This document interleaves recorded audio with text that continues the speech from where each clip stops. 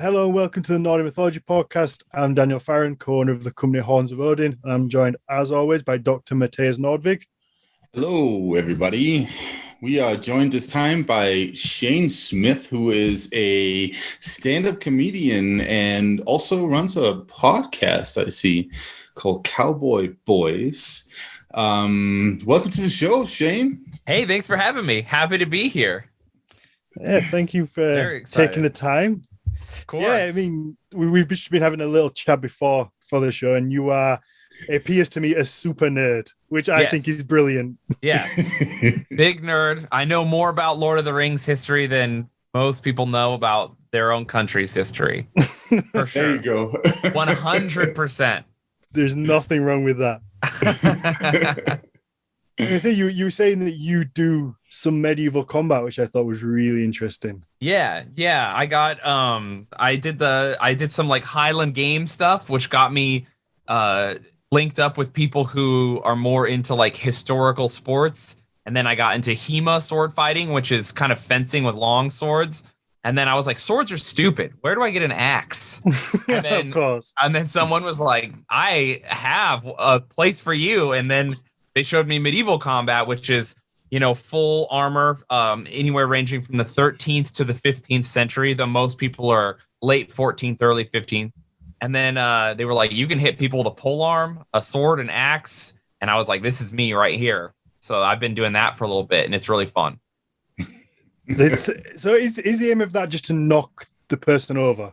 Yeah, so so they do it historically. So if you're dueling, sometimes they'll count strikes, like in the if you're doing longsword, they'll count strikes and things. But often you just duel till one person submits. And so they, knocking them to the ground is usually their time to submit, because you could just clobber them when they're down there.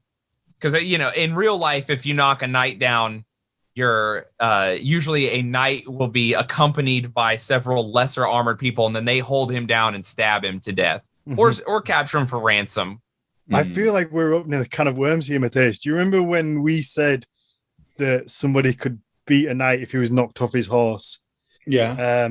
And then somebody got upset in the comments and was like, no, the knight. Yeah, no, I remember that part. But there are some well-designed knives for that stuff that can like go in through the, what do you call that, visor? Is that what it's called in English? The visor. Yeah. So like you just stab him right in the eye there. Under the arms, it's another soft spot, right? One of the most famous medieval battles of all time was the Battle of the Golden Spurs, where the Flemish beat all they were just like literally a bunch of guys like us, and they had this special weapon, and I can't remember what it's called, but it's just a club with a spike on the end of it, and they beat like a couple thousand French knights. It's called the Battle of the Golden Spurs because they didn't take any they didn't ransom the knights, which is normally what happens. So if a knight beats another knight, he like sells him off for a bunch of money. But if a working class person beats a knight, you're in big trouble, buddy. I don't want your money, I want your soul. And so the Flemish, they killed all the French knights and they melted down their spurs and then sold them. Yeah. So and they had help from a bunch of Germanic Zweedlanders or whatever they're called, guys with big two-handed swords at Wreck House, and they were the people. It's a trigger warning if you don't like horse damage, but they cut horses' legs off, and then the French fall off their horse, and then they do German stuff to them, which no one wants that to happen to you. I imagine, I always imagine that's exactly how the Danish army got destroyed too in the Dietmarsch in what is now northern Germany, in Holstein. There was a famous battle where that was also what we talked about on that last episode where we got into all of the stuff about knights. Basically, just a bunch of peasants with a couple of clubs. They completely obliterated these heavy knights on armor and everything. Most of them, I think, drowned because they managed to like lure them into an area that they could flood. So there you go. That's how you do it. And that's how the Scottish won. I can't remember what that battle was, but they flooded the marshes, and then when the knights tried to come around, they did Scottish stuff to them, which is also bad. You never want that to happen to you. No, that's why we built Hadrian's Wall. Yeah, we were like, you guys just stay up there. No, I think you always see in the movies they kind of pull the knight off, or he falls off the horse, and then, or maybe the horse falls sometimes, but it gets up and runs away. It's very rarely that there's like they just cut the legs off the horse. But I imagine that's what you would do if you were in battle, because I know if there was a guy on a horse riding towards me, I like animals. I really like animals, but unfortunately, the horse has got to go if it's me or it's me or him. Yes, that is absolutely the play. You got to take the horse out, which is how the English ended up be like at the very end of armor when that was famous. They were the best at it because they were like, oh well, we'll just not go on the horse, and then you won the Battle of Agincourt that way. All the French attacked the English, and the English just weren't on horses, and the French were like, that seems stupid. You guys are just going to stand there? And they were like, come on over and find out. Those pesky English. We've always got something up our sleeve. You really do. So, one thing I wanted to ask you before we get into the look stuff, we touched on it a little bit before, is obviously you are a heavily tattooed man. Yes.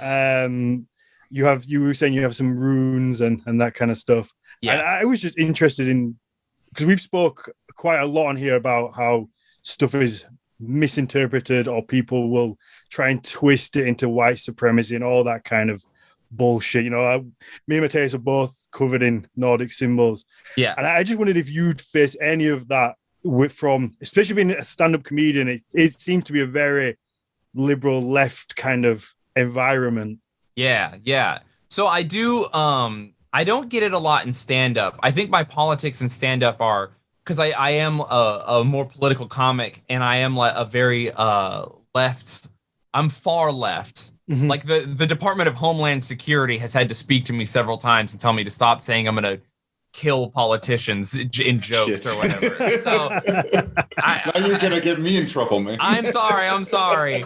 I said I got in trouble once for saying I was going to, if Bill Clinton was a pedophile, that I would kill him. And then they came and talked to me, and I was like, seems like I said only if. It seems like, why are you here? If anyway, it doesn't matter. So it's a conditional statement. It's a conditional statement. It seems a fair one as well. Thank you. I agree. And so I'm not a big fan of establishment. I'm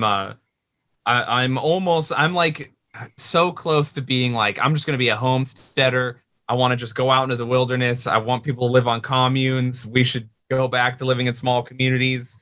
But anyway, that's besides the point. So comics don't usually have these arguments or things to say to me about that. But I will say, when I date, women will approach me and be like, are you a Trump person? Which is kind of code right now in our country for, are you racist? All the time. And they'll be like, you look like it. I'm like, what does that mean? Yeah, that's... And often it's you have tattoos, you have long hair, you seem like You're white. Yeah. No, and I think that it's kind of this weird, like, well, if you have people would say it here, you have a Viking look to you, and that's like, yeah, then that's like dangerous or whatever. And I'm like, I don't. That's what I was kind of hinting at, is this whole, like I said, quote unquote Viking look, especially in the USA, seems to be just attached to white supremacy and racism, and it's just so fucking annoying to see. It is. What's even funnier is that they'll be like, you look like a Viking or whatever, and then that's racism. But like, racism is skinheads, so which are not. I don't. Anyway, so I get that a little bit, and it is annoying. And I'm always quick to kind of tell people off in terms of that conversation. Like, you're making all these assumptions about me. And I don't think, So that's always an issue, but not in comedy, but definitely in life. I think I do come up against some people being weird at times. So I think that's just face tattoos, hand tattoos, neck tattoos in general. Yeah. Obviously, you have quite a popular stand-up bit on. Is it face tattoos ruin your ruin your life. Yeah. That's the, and you know, people don't realize how ironic it is, because I'm like saying, oh, tattoos will ruin your life or whatever, but I'm like on stage living my dream, speaking to them, doing well, and then they're like, yeah, they did ruin your life. It's like, you came here to see me. What are you talking about? You're on the Nordic Mythology podcast. What the fuck do they mean? Exactly. It doesn't get any higher. We've made it, boys. So we said we were going to look at Loki with this episode, take a deep dive into who he is, and that, like I said, that seemed like a really fitting subject matter. You know, with you being a stand-up comedian, Loki being the trickster, and I feel like Loki would kind of look like you if he really existed. Especially modern day, that kind of heavily tattooed, long hair, tattoos on the face. I think Loki has a lot. I like Loki a lot because also he's like the black sheep of his family. His father's a giant, yes, or his mother, and so he's kind of like got this weird, you know, maybe what's going on with his parentage. Does he even belong in the family? And is he an embarrassment? And he's kind of like androgynous in some tellings of his thing. Sometimes he's a woman, sometimes he's a man, which is also something I'm like, because I do drag and like am a weirdo, and I like to be a man in a dress, and if you don't like it, I'll fight you. Like, that feels good to me. You know, I enjoy that. I just enjoy like getting to do whatever I want whenever I want, and so Loki speaks to me in that way. Absolutely, that sounds pretty much spot on. You know, somebody who just wants to does what they want to do and fuck everyone else, which is, I think, is a brilliant way to be. Yeah. So, Matthias, let's start with Loki as at the beginning, where he comes from, who he is, I guess, who his parents are. Obviously, I think everybody knows Loki from the Marvel movies would always kind of be like, oh, well, he's Odin's son and Thor's brother. Yeah, so we do have that. I think it's like in like, so he's in Snorri's Edda.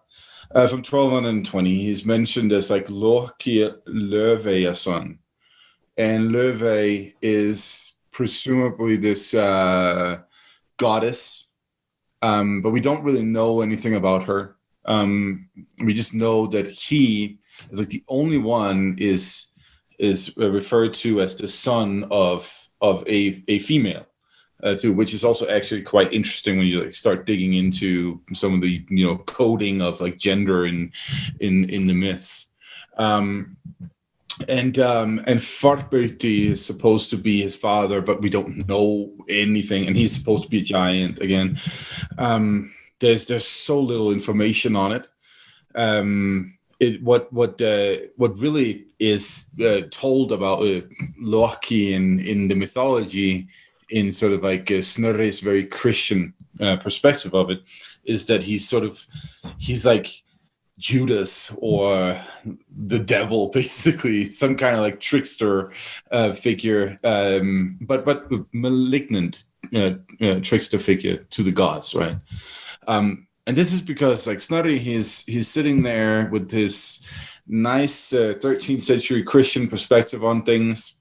He basically favors sort of like an idea. He's not really good at, you know, sticking to his guns all the time. So he tries to fashion like his version of the pantheon of the Nordic gods, with like Odin as sort of like a weird warrior inversion of Christ. And then we have the 12 disciples and Loki as a Judas, but sometimes he fucks up too, and like, oh yeah, there's also actually this god, and there's also kind of like that god, and you know, those kinds of things. So it goes a little back and forth in his representations of it, but the whole deal is that he very much has like that perspective on it, and tries to represent the mythology as sort of like a watered down, really, really mushroomed up, bizarre version of the story of Christ. Okay.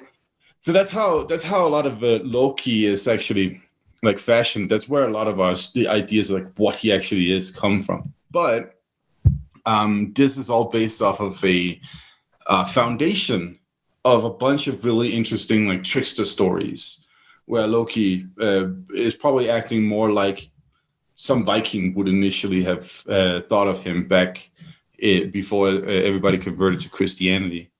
So you have, for instance, the story where the story about Thjazi, the giant that steals Idun and her golden apples, which again, according to Snorri Sturluson, are the ones that keep the gods young. And then they start getting old, and they're like wondering what's going on. And they find out eventually that it's because Loki had made a deal with this giant named Thjazi that basically he wouldn't kill him if he helped him kidnap Idun. and then that played out, and then they're like, well, now you got to bring her back. And so he goes and does that. But the end result is that the gods have to kill Thjazi. And that pisses off his daughter, Skadi, who then shows up dressed in armor and everything. And she's like, well, we need Wergild here. You guys got to pay up here. And then they agree that she gets to marry one of the gods, and also Loki has to make her laugh. Now, the way that he makes her laugh, the marriage is boring, but the way that he makes her laugh, that's interesting, because he ties a string to the beard of a goat, and then he ties the other end of that string to his own balls. And got me immediately, dude. Got it so fast. This is professional. Right? that can be your next bit on stage. Just bring out a little billy goat.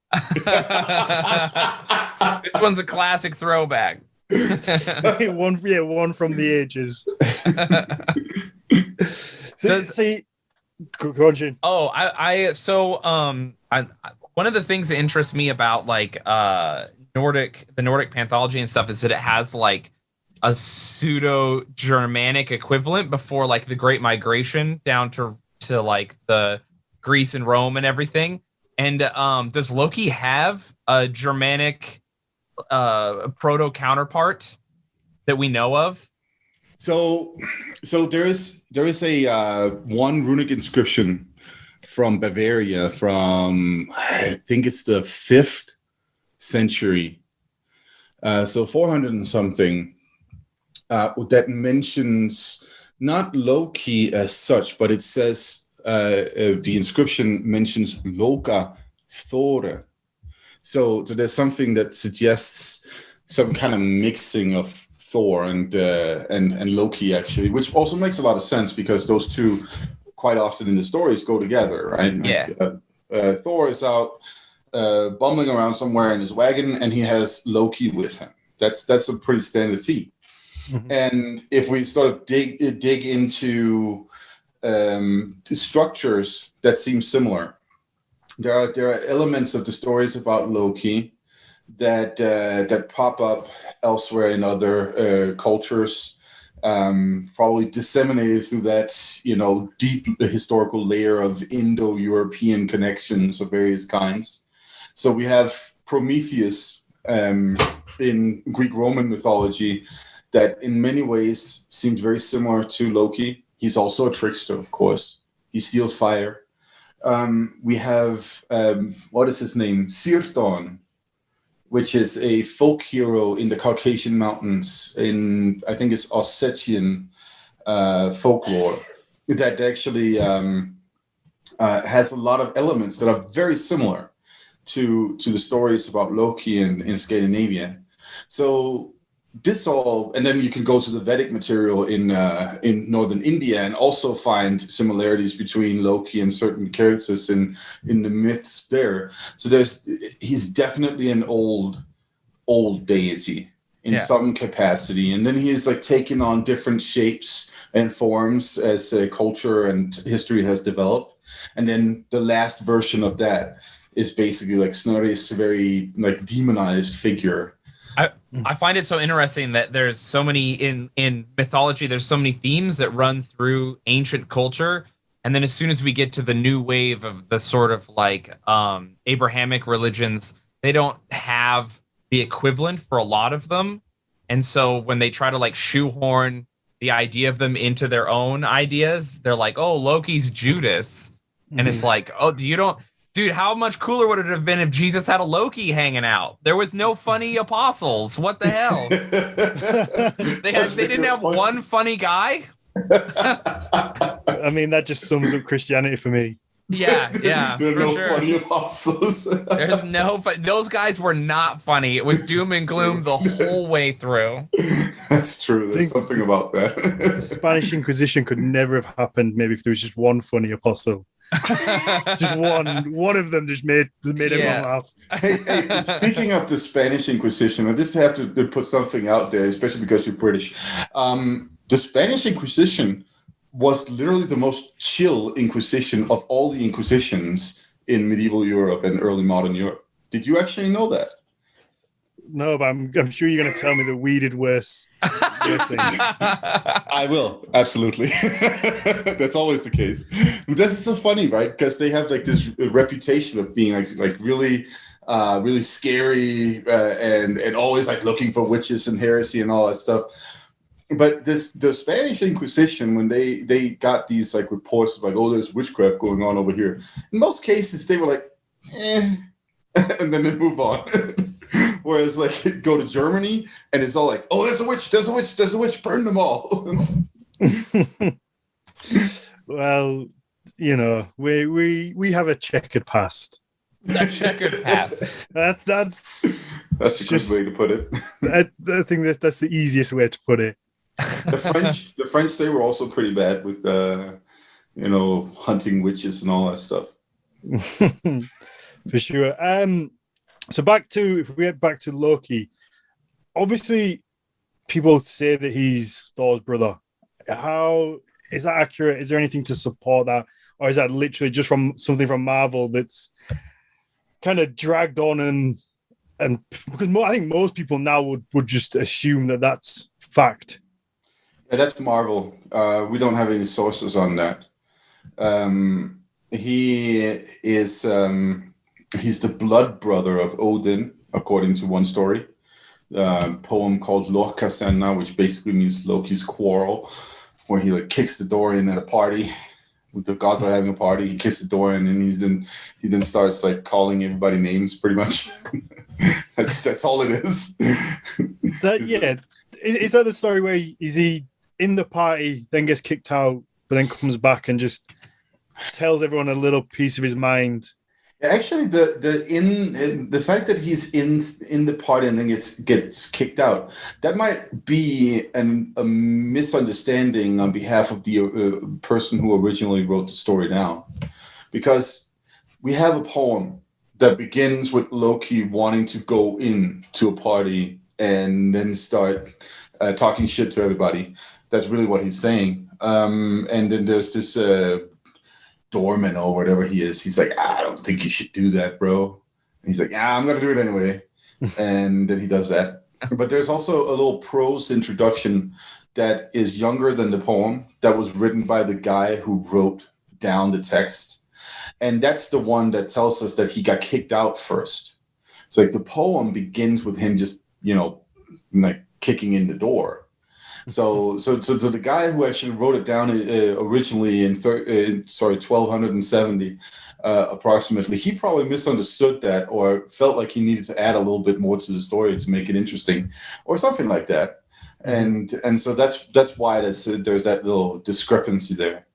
But yeah, the end of it all is that he goes in and then he really just starts shit talking, and it's he's like, he comes in and he's like, hey, is anybody gonna like give me some beer or something? And people are like, not that guy. Bragi, the god of poetry, he's like, dude, fuck off. And Loki's like, no, Odin, we're like blood brothers. Like, you said you wouldn't drink beer without me. That's literally what he says. Oh wow, we wouldn't even drink beer without him. And exactly. So Odin is like, yeah, okay, fine. Vida, can you move? So then Loki can sit there, and Loki is like, thanks. And then he gets a cup, and then he's like, hey, cheers, everybody. Except that motherfucker Bri over there, fuck you. And he goes on from there.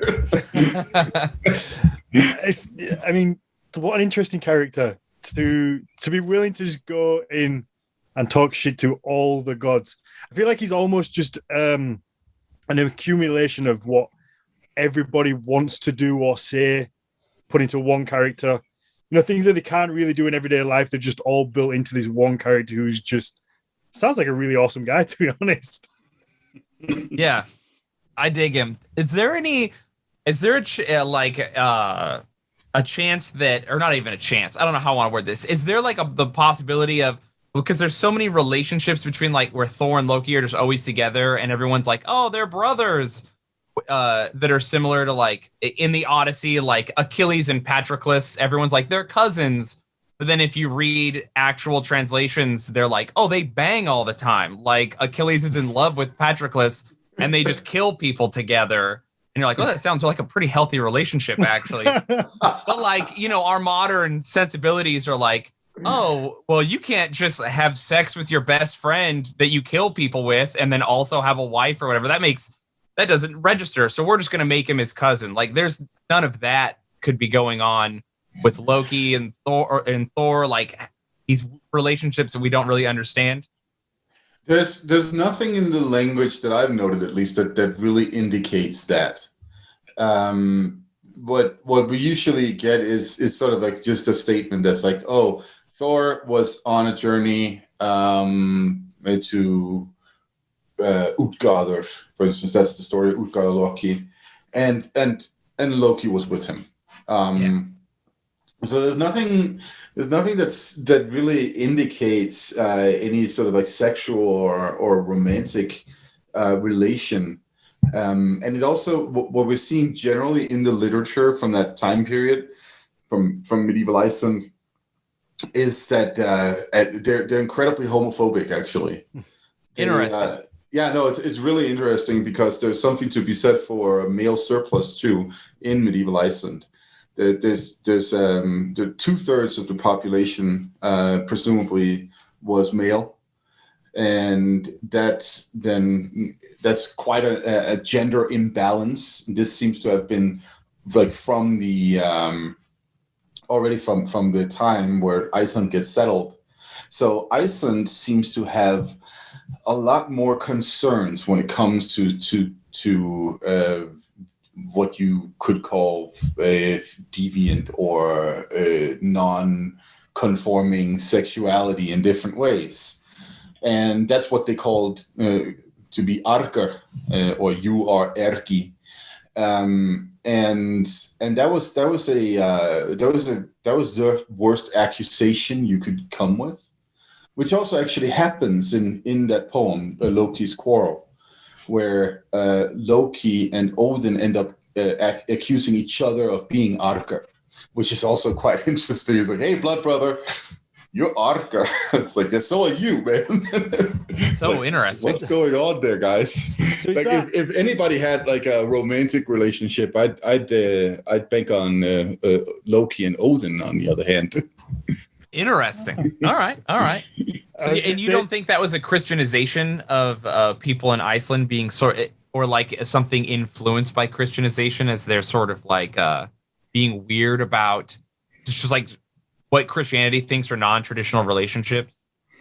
Yeah, that is a possibility. I mean, all of this literature is written down after the conversion to Christianity. So there is something to be said for that. But we do see it actually in sources that seem to be, that are assumed to be before the conversion. For instance, the Danish king Harald Bluetooth, in certain slander poetry about him, is said to have had sexual relations with his sheriff.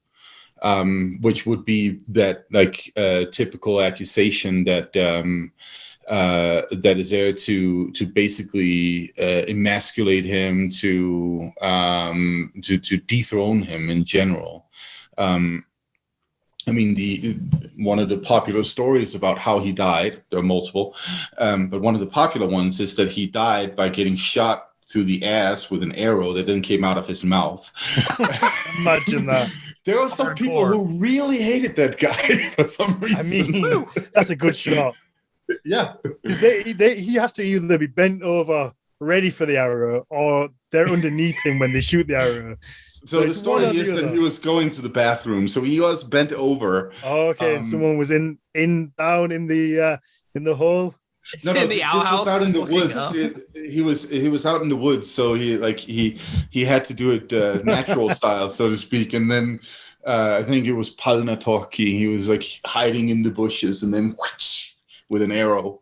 That's a good shot. That's a bullseye. Right? That's the whole point, isn't it? That it's a bullseye. Yeah. So, Mathias, am I right in thinking that there was a difference between in homosexual acts, one being the giver and one being the taker, and that was a huge difference in how they perceived it and how it was accepted? I know when I was reading Viking Britain, he made a point of that, and how if you were to be the taker, quote unquote, at the bottom, then that was that was bad, that was emasculating. Someone was taking your masculinity. Whereas if you were the top, it was almost a power move. Like you were the powerful one, and you were emasculating somebody else, and you were kind of I don't know whether it was a good thing, but definitely it was a very different thing to being on the receiving end. Yeah, there's something about that, right? There's the person who's receiving is the one who is considered effeminate, whereas the person who's given, who's considered the active part, so to speak, he's the masculine one, and he maintains his masculinity and reinforces it by doing that act. And again, this seems to there's so much to be said for this in context of early Icelandic society, because it's just like a couple of weeks ago that I published an article on aggressive masculinity in early Iceland as a function of experiences with the environment. So basically what you see is a bunch of migrants that go to a place that is generally harder to farm and harder to live in than the places they come from. So that means that resources are scarcer. And that means then that there's harder competition for land, for instance. So all the ways in which you can demonstrate that your dominant male are the ones that will get you more land, provide better security, and all of these things, because you never know when your neighbor is going to try to raid you. If they're sitting over there starving, if they don't have any women, which is something that they actually had to make laws against, stealing each other's women, like one village going to take the other village's women, that kind of stuff, that actually happened in medieval Iceland. So yeah, that was a real problem, that there were too many men, and these men were trying to dominate each other in all the ways in which they could. And they had a land taking ritual, which is basically, you have a totem pole already there. The phallic element is introduced, right? That's how the story goes in the saga literature. You bring a totem pole of some kind with the carved image of Thor or something in it. And then you sail to Iceland, and then you take that log of wood, and then you're like, well, I shall take land wherever this log lands. And then you throw it overboard, and then you let it, sail to shore on its own, so to speak. And then you take land where you find it. I wonder how many people just like put it back on the ship and put it somewhere else after. Kind of like when if you're playing golf and your ball goes somewhere you don't want to just kick it out, like kick onto the green a little bit. Like, well, see, you must have surely, like, I don't want this fucking bit of land here. So the funny thing about this is that it seems like those who have tried to recreate it, because of course Icelanders have tried, like in modern times, to historically recreate this, and they've like noted that they tend to just float out to sea instead. So yeah, so it's symbolic. It's a symbolic statement, right? Because the land is considered feminine in Nordic mythology, right? The goddess of the earth is a goddess, and so you have a phallic object that's basically there to penetrate that female land. That's the whole deal here. And they have a whole ritual for it. That ritual is different when you're a female taking land in Iceland. Then you have to drag a cow around the piece of land that you take. Whereas the guy, he takes literally like a physical representation of his dick, and then he digs a hole, and then he puts it in there, and he's like, my land.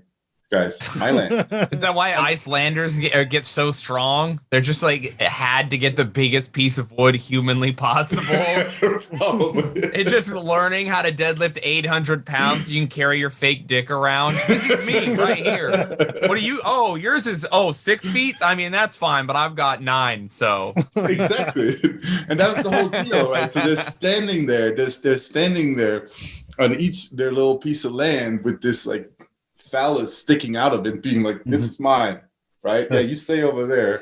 I mean, some things never change, do they? Because it's almost so modern as well. Just that kind of that flex of I've got the biggest totem pole. I'm the best. Truly, nothing has changed since ancient times. I saw the funniest. Someone found a Roman officer's sword, and in the bottom of the hilt, it was carved into a dick, and it was a gift. It was a gift from another officer to him. He had commissioned a sword for him, but then the sword had a dick handle. And basically the inscription was like, have fun with your dick sword, dick. And that was it. And then so he sent his friend like a sword with a dick on it just to troll his buddy. And he took it to war with him. That was amazing. Dicks are one of the most common objects that we find in Roman archaeology in general. Like there were so many of them everywhere. Roman soldiers used to wear necklaces with little penis pendants on them as protection, you know. Yeah. Yeah. So, I mean, you can't leave a man alone with a pen and a paper. Like a pen and a piece of paper for more than 10 minutes without a dick being drawn. It's impossible, because that's the first thing I draw. And it just happens. Matthias, one final question on this that I want to ask. So, like I say, in Viking Britain, when I was reading it, he mentions how in some cases when Vikings came to maybe like Lindisfarne or some of the monasteries, that they would, I don't know how to phrase it, but sodomize the monks as a power move. Is that accurate? Did that happen? Because I feel like we're going to upset a lot of Viking bros if you say yes. Like, there's going to be a lot of like macho Viking men that's like upset. I don't know if there's any sources that says that. Like, who's our source on Lindisfarne? That's Alcoin, right? I don't know if it was just Lindisfarne. I just remember it being in Viking Britain. It's a reasonable theory to suggest based off of all the stuff that we've just talked about. Mm-hmm. Because, I mean, it's the same literature that's basically informing us on what kind of culture and attitudes these people would have when they're, you know, coming from, like, say, Norway or Denmark or Sweden. Like, they're moving out into that world, and they probably would, if that was a meaningful way of demonstrating your power, then they probably would. Mm-hmm. But when you think about it, it seems, you know, right there in the middle of the killing, I was like, I'm just gonna make a statement here. Like, it seems a bit odd. I'm gonna take a quick break. Pause, everyone. I have a thing to take care of. No one asked about it. I'll be in here. That does sound a little wild. Yeah, yes, for sure. It's also interesting to me that I think that would also be like the people who are afraid being like, the Vikings will get you. Like, don't let them near you. You know, that's like a fear thing, because that's what. Well, yeah. You know, during World War II, like Japan said the Marines would do that if they captured you. There were like other, you know, that's like a fear mongering thing that a lot of armies say about other armies.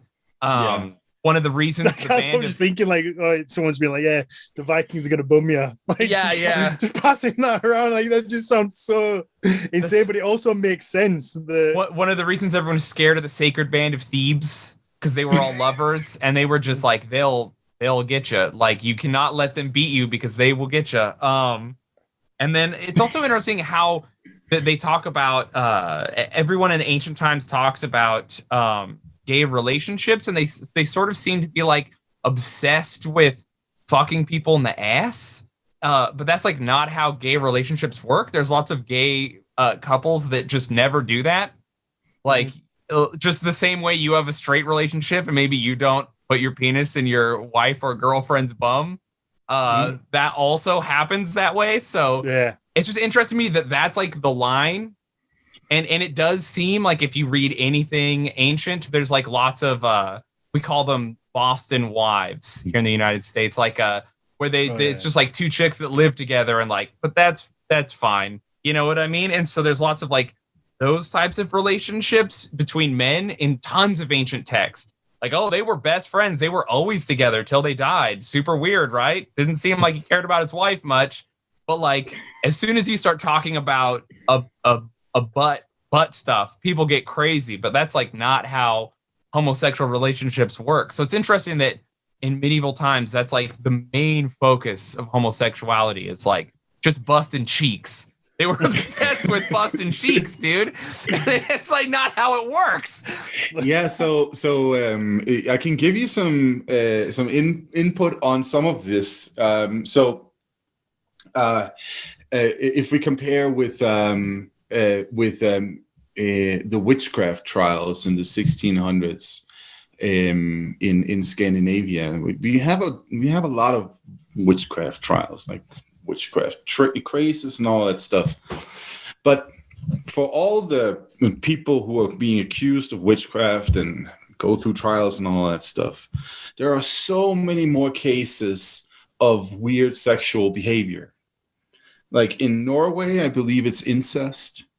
In Sweden, it's bestiality. You know, those kinds of trials, they take up far more like court time than the witchcraft trials. In Denmark, it's like drunken brawls, killing people in drunken brawls. As far as I remember, I can't remember. The Danes, man, they like can't be stopped. They can't be stopped. But it just tells you a little bit about like how, like what we sometimes tend to focus on. It also tells you a bit about what other cultural modes are happening, like what is going on here. And I mean that banging your cow or something like that does sound like a very lonely farmer. Do witchcraft, man. Do something else. Do witchcraft. Yeah, you should have been doing witchcraft, I feel like. I mean, but the whole point is though that you know, like it seems like humans do so many different things when it comes to sex and sexuality, right? Oh, for sure. Depending on the framework of society, some of it is considered acceptable, some of it is not, and so on. Like, you know, speaking of the Danes, let me just throw my own people under the bus here. It's only about 3 years ago we outlawed bestiality in Denmark. Oh. We used to have Norwegian sex tourists coming to farms in northern Denmark. So just keep that in mind.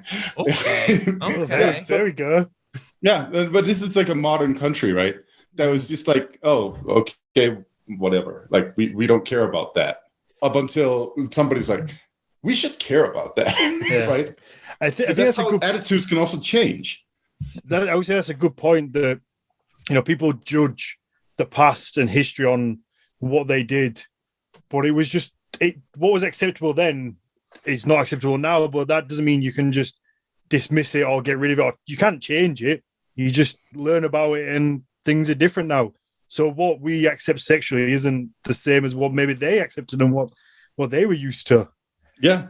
And see, this is also something that comes in like waves and, you know, changes and goes back and forth in different ways, right?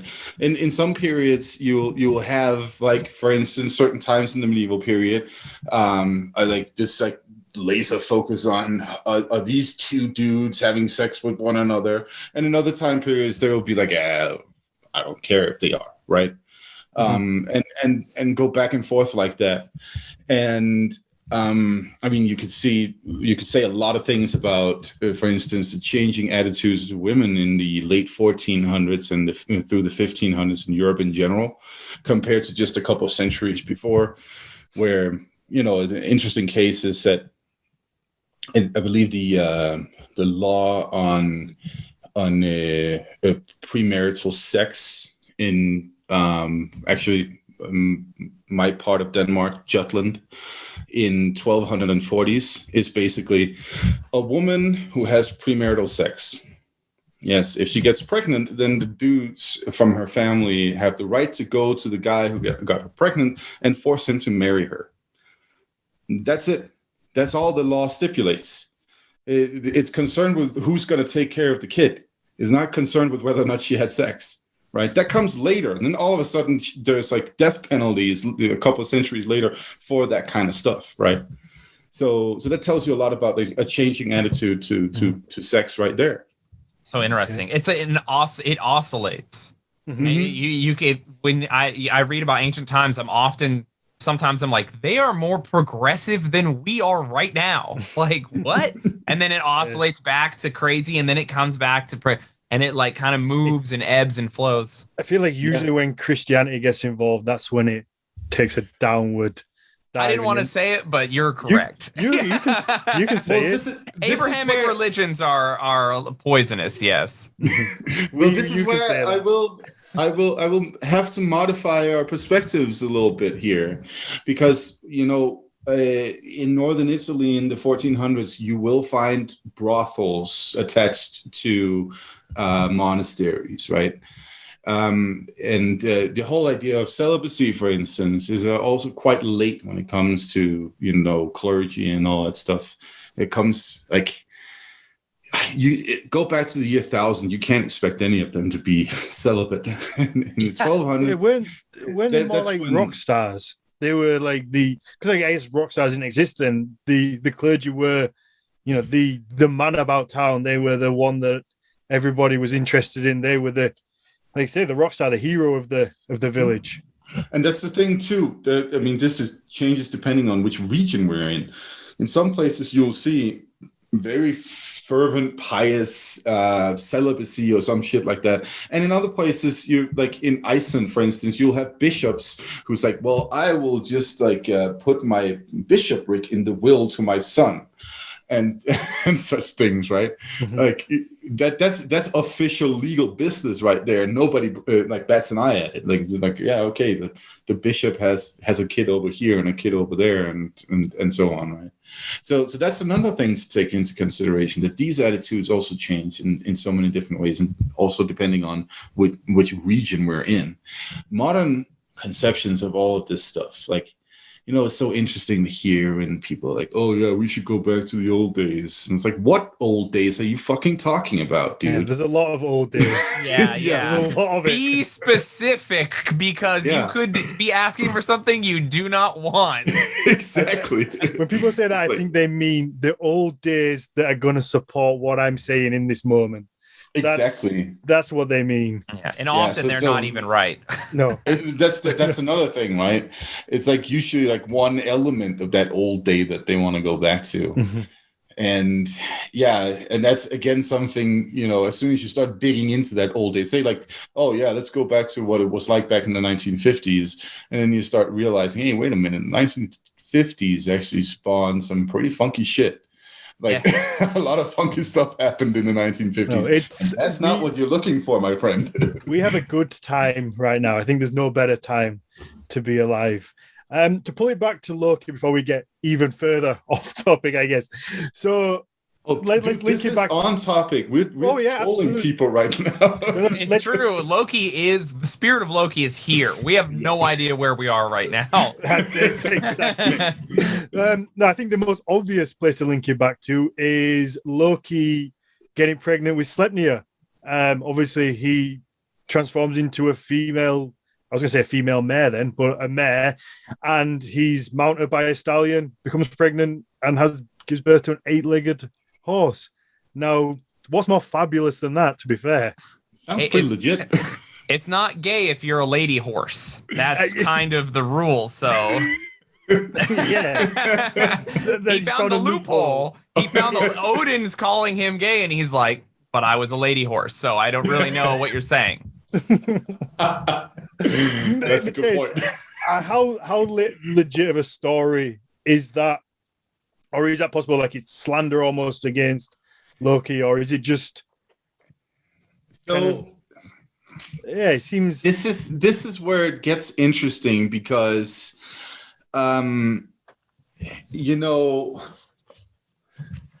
it's Snorri Sturluson put it in his Edda to make all of these gods and especially Loki seem just way more freaky than he needed to be and do, or they needed to be. Probably. Could it be a real, legitimate pre-Christian story? Oh yeah, absolutely, too. Like, it can be used by Snorri Sturluson to frame all of this in some negative or deviant way or something like that, and still also be a legitimate story that actually was something that was told in pre-Christian times. And I find that story quite fascinating, to be honest, because the main purpose here is actually not so much to tell a story about how Sleipnir is born. The main purpose is to tell a story about how the wall around Ausgarður is imperfect. So that's what the story is about. We have the gods, they hire a person basically to build this wall, and then it's like a matter of self-sabotage because this person turns out to be a giant that wants, I think it's Freya and the sun and the moon. And it was apparently Loki who promised him that if he could finish it on time. No, Loki was the one who sort of like counseled the other gods to make that deal with him, right? And then the bastards like blame Loki for it afterwards, right? Because he's just about to finish. The gods are like, shit, he's just about to finish. And well, who came up with this stupid idea anyway? It was Loki. It's like, nah, not really, guys. You were in on it to begin with. But then next level is then, well, Loki has to like figure out what do I do, and that's when beautiful horse lady shows up and frolics with the master builder's horse all night, so that he misses a portion of the wall, and it's not finished at the time. So that's what it really is telling us. This story is that, well, the wall around the home of the gods is imperfect. It's you can breach it. That's really what Snorri is interested in telling us. And then this deal with the horse and all that stuff, that's a side story to that. So Floki took one for the team so the gods didn't have to make good on their promise. There you go. All right. Guys, I'm going to do it. I'm going to fuck this horse. I'm going to do it for you. I want you to know that you owe me big time on this one. You got yeah. That's a friend. That's the guy. I mean, he's doing them a solid. Yeah. I mean, why are they so mad at him? There's only damn. So, Matthias, why 8 legs? Do we know that? I mean, again, so the idea is that we have a supernatural relationship here, right? It's basically a god who's half not God or whatever. Like these, when they start talking about the giants, right? They in different stories they talk about them as monsters, right? Sometimes they have 6 heads or 3 heads or some other weird feature. And Loki doesn't really have a normal kid at any point, right? He's got like the world serpent and the giant wolf and hell, Yeah, and the all devil. that stuff. Yeah. So it would make sense, right? It makes sense that he'd also like engender a 8-legged horse. That's just not, as bad as the other ones, because there wasn't another, like freaky giant involved in it. It was in this case a giant's horse, and that's okay, apparently. So that only gives you 8 legs. Now, the 8-legged horse is a feature that we see on picture stones from the Viking Age. Like, so 400 years before Snorri wrote down this story, there is an 8-legged horse that's depicted on picture stones from Gotland and Sweden. What if it's just a really bad drawing of 2 horses running next to each other? No, it's they're good at that, actually. If there's one thing that they could draw, it was horses. And they do it multiple times. It shows up on several stones. So there's something to be said for this being a real idea, that there was an 8-legged horse. Now, whether or not that was Odin's horse, that's another question. Interesting. Because the guy who's riding it, in some of those pictures, could be a warrior who is, coming to Valhalla, or he could be some have also theorized he could be the god Freyr, because it does look like, going back to the penis theme, it does look like he has an erect penis on that picture. So there's like a lot of theories, but the 8-legged horse did exist in their imaginary universe. And that tells us then that there's something to this story that's probably, quite ancient, but, it's almost like somebody was sat around and they're like, horses are really, really good. We really appreciate horses. They do a lot for us. And they're like, well, what's better than a horse? One with twice as many legs. It's going to run twice as fast. It's going to pull twice as much. That's true. And that's so... I mean, what it probably really signifies is that this horse is capable of taking you between worlds. Because if there's anything that you can say about those pictures that we see on those stones, it is that it does look like it's a horse that transports people between worlds. It very much looks like somebody has entered another world on those pictures. So that's also what basically is the idea of Odin himself, right? He moves up and down in the cosmos, right? He comes from above to the human world, to the underworld, and back up again. And that's his function. And having a supernatural, really fast-running 8-legged horse for that is useful. Do they depict gods riding 4-legged horses very often? Well, see, that's the thing. We can't really tell, because we can't tell if any of those depictions of just some male figure, for instance, on a horse, if that's a god or not. Sometimes it looks like there's a plate from a bronze plate that was attached on a helmet. That depicts a little guy with a warrior outfit and a helmet, by the way, a warrior helmet that has like a raven head on it. And he has 2 ravens with him, and there's also a snake, and he's riding a regular horse. And, you could theorize that there was a depiction of Odin, if you wanted to, but you could also say it's an Odinic warrior with the 2 ravens. There's a lot of ways we can go with those interpretations, so to speak. Is there any credence to the idea that Valkyries ride flying horses, or is that like a modern thing? That's a modern thing. So it doesn't really. There isn't a lot of sort of like descriptions of the Valkyries on horses and that are, riding in the sky and all that stuff. Huh.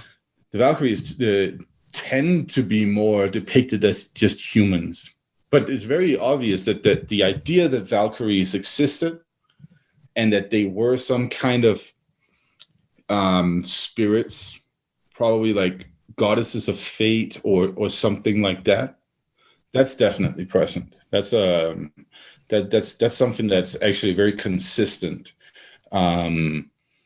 I believe you could probably trace it back to around the first centuries CE, and it's very consistent all the way into the 1400s. There's like a runic inscription in Norway from 1380 something that mentions Valkyries. So that's pretty badass. That's really like a stable idea that has been present throughout that time. Interesting. Yeah, that's awesome. Mathias, do we know why his kids are so fucked up? Like, because I feel like, is there a reason? Because he has 4 children, and there isn't. I mean, there's one questionable human amongst them, I guess. And the other 3 are monsters, which I think it's 2 of them are monsters. One of them is an 8-legged horse, as we just said. So, is the problem on Loki's side, or is it his partner's side? I mean, I don't want to blame anyone. I don't want to shame. Yeah, so this is really interesting because what it really comes down to is Snorri's shitty attitude. That's what it all boils down to. If you ask me, now. These representations of Loki and the children and all that stuff, I think Snorri just made that stuff up, to be honest. There are some poetic references here and there where Loki is called the wolf's father or something like that. But one of our guests is saying that Snorri is kind of a cranky bitch, and that is exactly what he is. That is true. Yeah. So listen to this. This is when Snorri introduces Loki. He goes, "That one is also reckoned among the Aesir, whom some call the Aesir's calumniator and originator of disease, and the disgrace of all gods and men, and blah, blah, blah." He's like, keeps weaving, like, fuck this guy is basically what he keeps saying, right? And that's really his attitude. And that's also probably the attitude that people had in like late pagan era, early Christian era. Loki is the guy we blame for everything. But the idea that he's like the father of these 3 more or less demonic figures, that's very much promoted by Snorri. I don't think that he actually was originally. Maybe father of the Fenrir wolf. That might be true. But the Midgard serpent, the Midgard serpent is a whole other can of worms when it comes to, like, is it actually the thing that Snorri says it is, and all of that stuff. There's something to suggest, for instance, that in the wording in the prophecy of the CRS, the source poem to the idea that there's a Midgard serpent out there, there's something that kind of suggests that when it shows up in battles, Thor in Ragnarök, that it might actually be the wolf and not the serpent itself, and so on. So there's something entirely different going on there. There is, of course, the story. It's a very old and very original story about Thor fishing for the Midgard serpent. That one we have that depicted on picture stones from, like, I think the earliest one is from the 700s. And this also falls in line with a narrative pattern that we know from multiple cultures. And the idea of a celestial god that battles some kind of primordial serpent from the ocean or other kind of monster, right? That's very standard, and that's an old story. But that is a story that has been present in Scandinavia long before Christianity shows up and long before Snorri Sturluson writes anything. But whether or not that's actually the same as the cranky stuff that Snorri starts producing, that's another matter.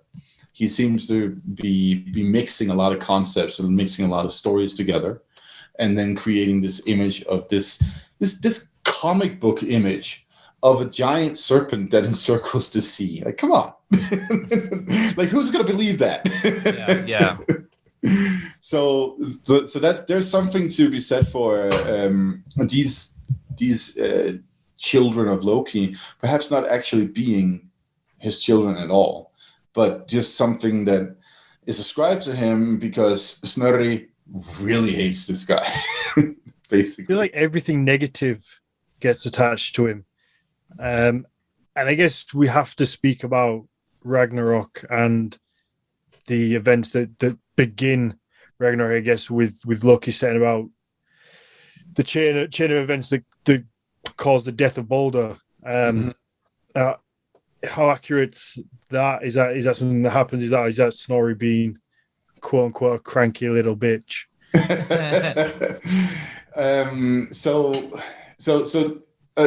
Before we do that, let's just take one story that we otherwise know about Loki that might actually be quite old.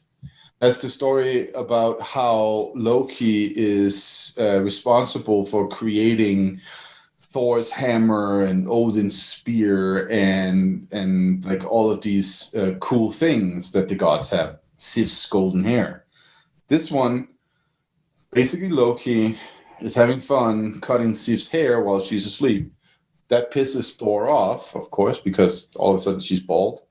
And then he's like, well, you got to get her some new hair. And then Loki is like, well, let me go to the dwarfs and make them make golden hair for her. And he goes to the dwarfs. And then, he gets himself into this weird bet where he's like, I bet you can't make really cool stuff. And you know what? I'll put my head on the line for that.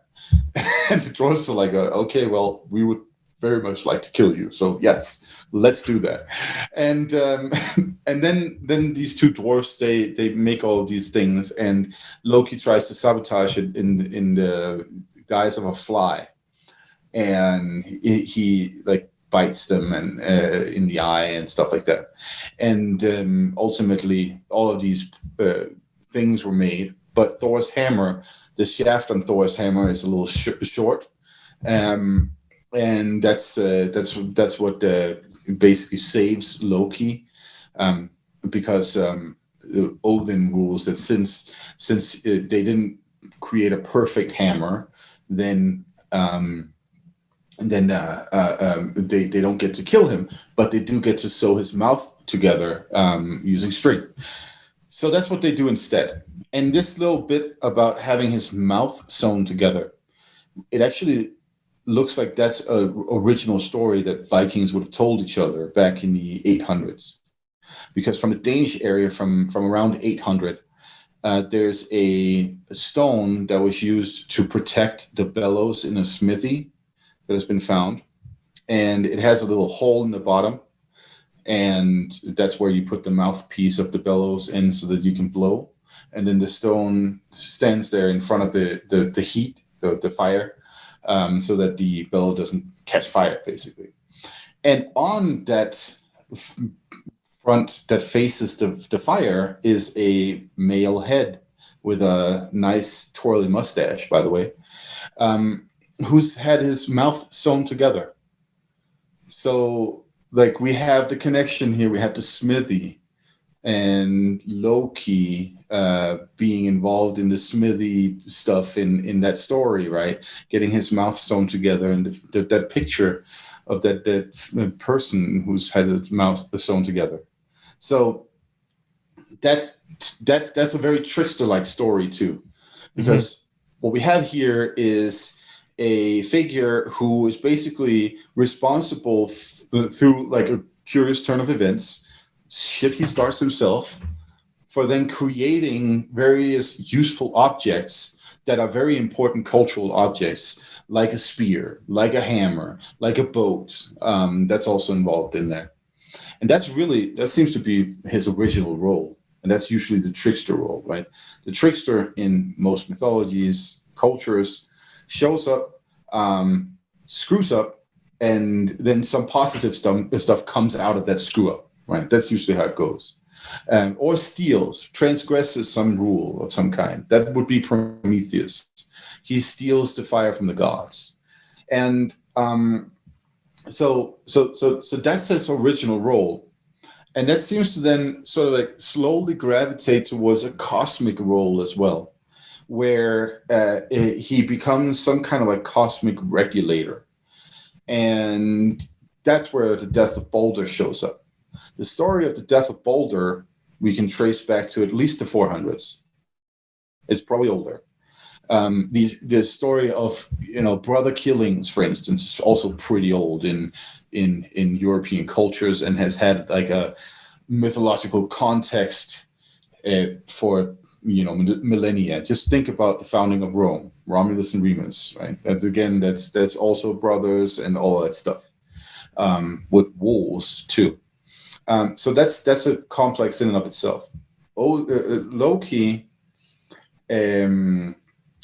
is responsible for killing Balder, and this scene of Loki and Höður, Balder's brother, shooting off an arrow made of some kind of branch that kills Balder. That's depicted on golden medallions from the 400s or 500s in Northern Europe. I think one of them is from Sweden. So the motif is old, and it was definitely there before Christianity showed up and all that stuff. Of course, we don't have names attached to these figures. It's not like anybody wrote, "Oh, this is Loki" on it, on these medallions. But we can see that story, is replicated by Snorri in 1220. So the story has existed for that long in one way or another, in some kind of form. And then it gets attached to Ragnarök, because what is the thing that will cause Ragnarök? Well, that is brother killings. When you violate the bonds of kinship, it says, that's when the world falls apart. And that fits perfectly with the type of society you have in late Viking Age Scandinavia, where everything is built off of like feuding, right? If somebody kills somebody, their family has the right to avenge that death or demand compensation in one way or another.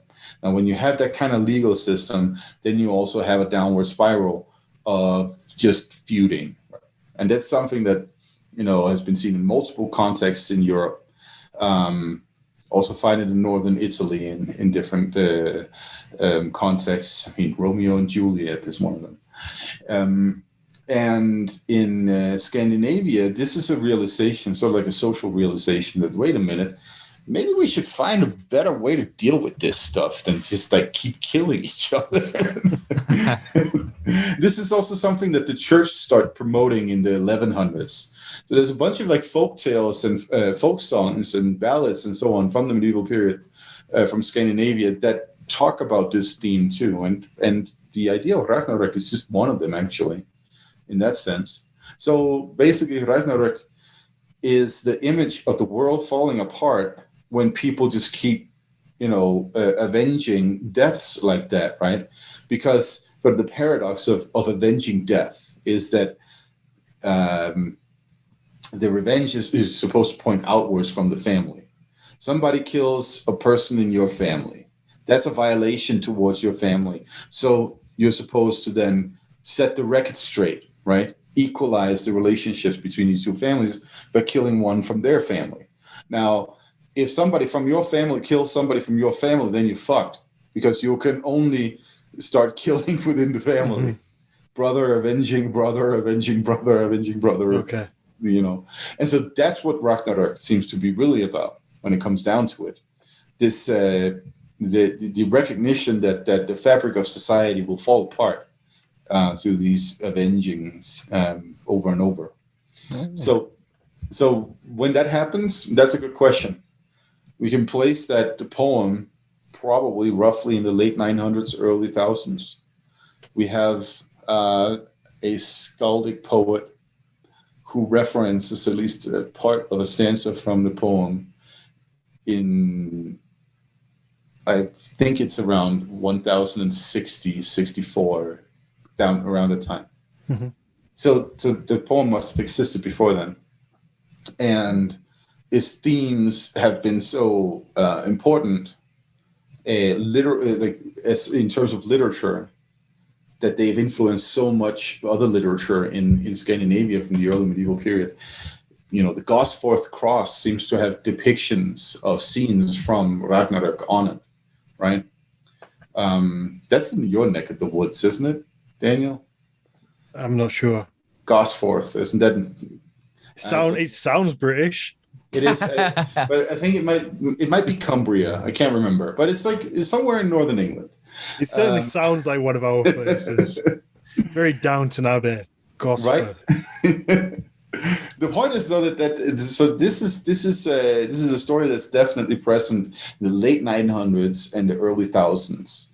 And people know the story of Ragnarök, and it's being fashioned in context of also a social issue, a social problem that we need to handle. So Loki and his role there is either naturally inserted or being inserted in this period of time. I think his role is naturally inserted because the image of a brother killing a brother that we have from this old story about Boulder and Hildur and Loki being involved there, right? That's probably being basically inserted into the recognition that we have a social problem that's based off of the feud. That's an issue we need to handle. We need to figure out another way to do that. And then that becomes a springboard for our good friend Snorri to basically write a book that's all about how he hates Loki. It's like a huge vendetta. It really seems like it. Like, you know, the guy can do nothing good. Shayne, is there anything else you want to touch on with Loki? No, I feel like I learned so much. Good. That's the point. Before we wrap up, Mathias, I don't know whether either of you have watched The Mandalorian yet. Yes, I haven't, unfortunately. So if anybody, it's not really a spoiler, but there was something I noticed. It seemed like it was taken from Norse mythology. So I wanted to ask you about it, Mathias. So if anyone wants to skip forward like 5 minutes whilst we speak about this, it's not a major thing. So in I think it's episode 1 of season 2, they go to kill something called the Crate Dragon, I think it's called. And it's a dragon that lives in the sand. And it's not a dragon of what we think. It's more like a Nordic dragon that it doesn't have wings. So it's more like a worm. And it's a huge dragon that lives under the sand. And their aim to kill it is to have it slither over some bombs and the bombs to blow it up from underneath. But also the dragon spits acid, which really made me think of Fafnir and the way that Sigurd kills Fafnir from underneath with the sword. And I'm sure he's got acid in it as well. Well, the blood will kill him, right? That's what that's what Odin tells him when he's digging the hole to sit in. Like you're gonna die if you only dig one. You should dig multiple ditches here. Yeah, so that idea just seemed to remind me of that story, but remind me especially of that Nordic mythology type dragon of being more of a worm serpent than a flying beast, as you kind of most of us would think of when we saw a dragon. Yeah, no, it sounds very reminiscent of both Fafnir and also basically the Midgard serpent that also spews, or that is the one that spews poison.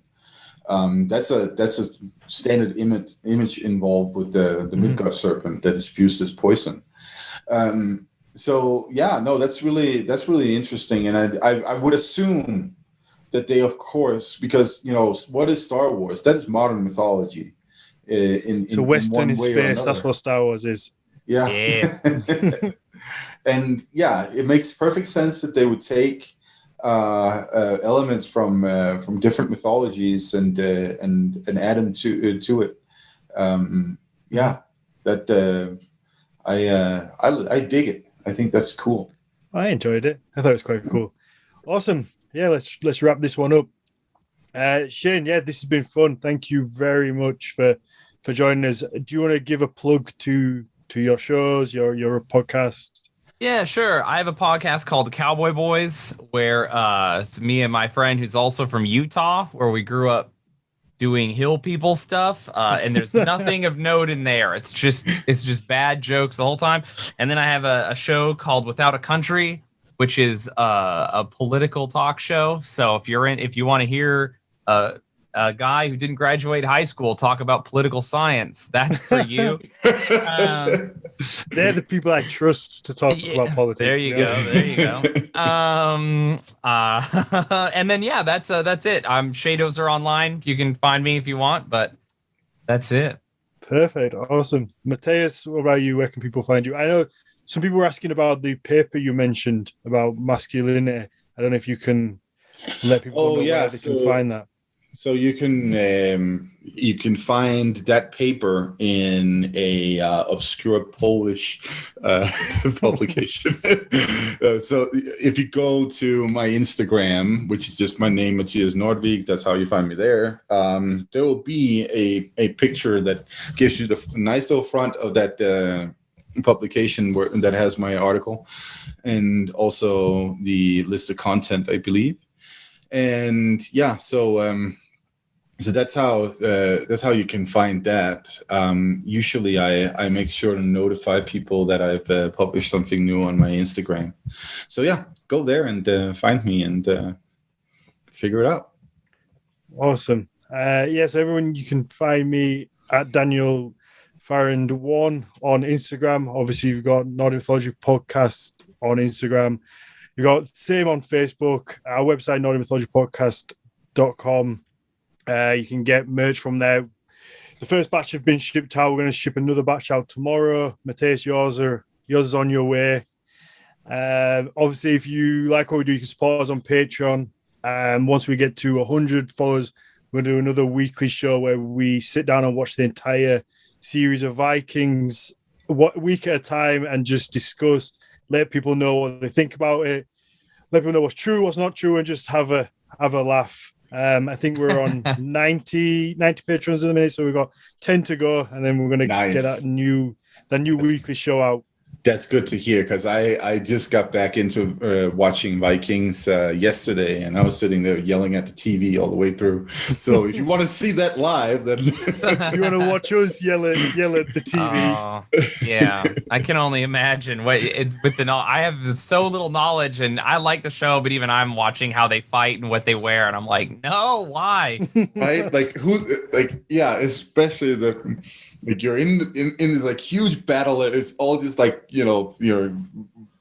ridiculous, like waving your swords around and all that stuff. That's it. When we get there, you're welcome to join us for an episode, Shayne. And, I would absolutely love to. That would be fun. Just take the piss out of whatever you want. But I like to say I enjoyed the show as well. So I'm not gonna lie, I enjoyed it as an entertainment perspective. So I can't, I'm not going to lie, and I just think it would be fun to talk about it. Yeah. Oh, I agree. I mean, I've always been quite happy with the storyline itself. So yeah, they've got a lot of mythology to try and mix in there and make it entertaining as well. And that's what I think is kind of cool about it, actually. Not everyone's super nerds like us. Awesome, man. Well, that's the show. Shayne, thank you very much. This has been awesome. Hey, thanks so much for having me. No worries. Anytime. You are welcome back anytime. Awesome. All right, man. Thank you. All right. See you guys.